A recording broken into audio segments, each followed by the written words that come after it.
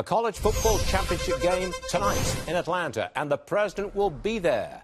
And look who's here to talk about that. Former Notre Dame football coach, the legendary Lou Holtz, who knows nothing about soccer, but everything about real football. Ain't that true? You're absolutely wrong. What do you want to know about soccer? Manchester United, the great soccer team, is number 6. Chelsea's number 1, but Manchester City's number 3. They're thinking, and Chelsea just signed Barkley. No. They're 24-year-old. We go on and on. No, you got it wrong. Man City, as in Manchester City, is number 1, not number 3.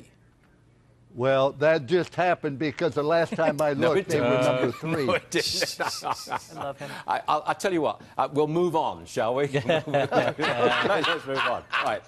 There's not going to be any kneeling at the College Football Championship tonight. There's no kneeling in college football for the anthem. Why is that, Lou? Well, for a couple of reasons. Number one, the band has a 20-game pregame show, and they culminate it with the national anthem. You don't want your team out there watching the band. In 1970, I had a linebacker, Wally Ake, asked me if he could go out and listen to the national anthem because it motivated him. I said, you'd rather do that than listen to my pregame talk? He said, yeah. That ended that conversation. But here's the other thing, Stuart. You would tell your football team at the beginning of the year, you are not going to use this football team to promote any cause other than our university. You aren't going to come on and try to promote pro-abortion. You want to do that as an individual? You have that right. You do not have the right to get on this team and do it. I want you to understand that. You have a choice. These are our rules. You choose whether you want to play or not, but we aren't going to change the rules just to appease you.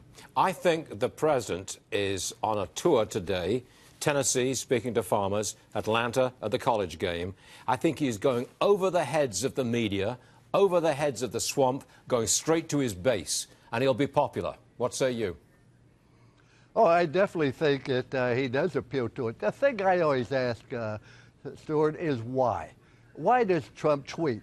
The reason he tweets is because that's the only way he can get his message out, because the media is different.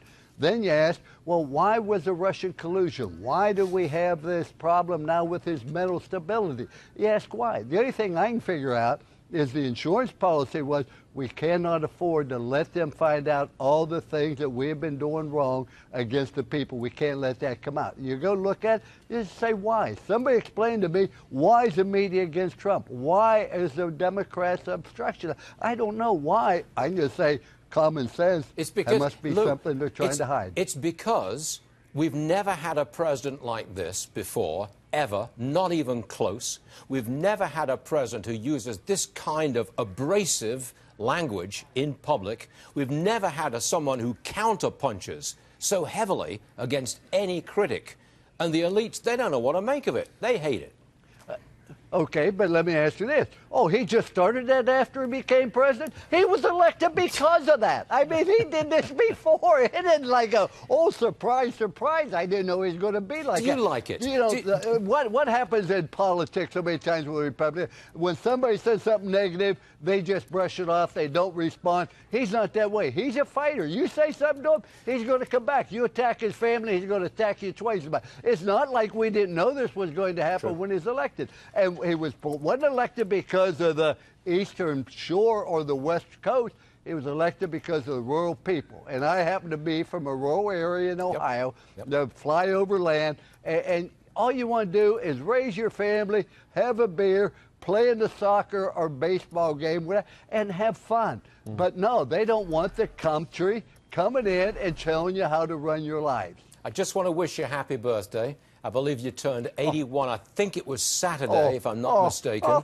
You don't look a day over 83. No, you're in great shape, I tell you. Just great shape. Hey, I'll tell you right now.